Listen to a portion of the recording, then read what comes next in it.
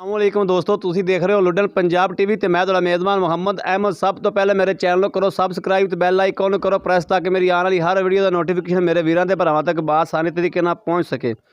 मैं ते वीरां दे भरावां वास्ते साहिवाल ते फ्रीजियन दे विच गां क्रॉस लैके हाज़र होया। मेरा कैमरामैन तसल्लियां करावेगा। पहला सुबह सूई खलोती है ते बच्चे पर थोड़ा जिहा साडे नाल थोड़ा खोर खोले जी होई जांदी है। बाकी तसल्लियां करा देंगे।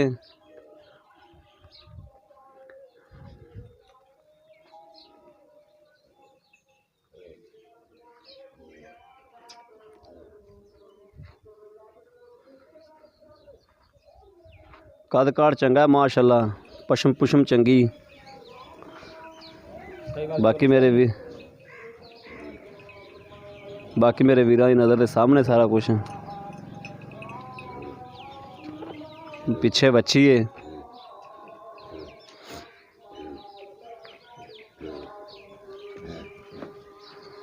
हर चीज़ की तसल्लियां करावा गया वीरां दे भरावां नूं।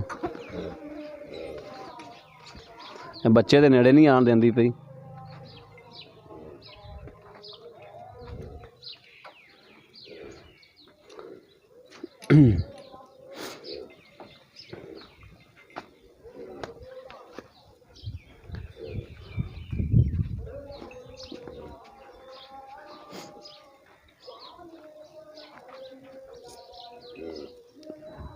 वाना शाना तसल्ली ना विखा दे। वाना शाना चंगा, थन थुन चंगे लगे ने, काले थन ने माशाल्लाह।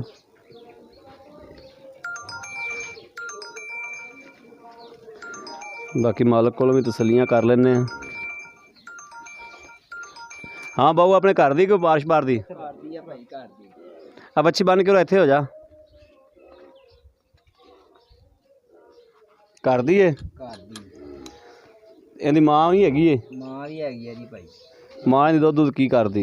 7-8 किलो टाइम दा दे गई है। 7-8 किलो टाइम? हाँ जी, टाइम सा 7-8 किलो टाइम दा। ते ये कदों सुई? ये राती सुई है जी। किन्ने बजे? ਜਦੋਂ ਤੁਹਾਨੂੰ ਫੋਨ ਕੀਤਾ ਹੈ। जो सानू फोन किया हाँ उदों जी। सुई। सवेरे चोई किन्ने बजे? 8 ਵਜੇ। बोला किन्ना कढ़िया सी? ਬੋਲਾ ਇੱਥੇ 4-5 ਸਿਰ ਸੀ। 4-5 सिर सी। हाँ जी। अच्छा, तो जायज़ मकूल जा मुल कर दे, जायज़ जेड़ा मुल लेना मैं ਜਾਇਜ਼ ਦਾ 1.5 ਲੱਖ। कोई प्यार हो बद? बस 2-4 हज़ार ਤੁਹਾਡੀ ਪਿਆਰ ਮੁਹੱਬਤ। चलो ठीक हो गया जी।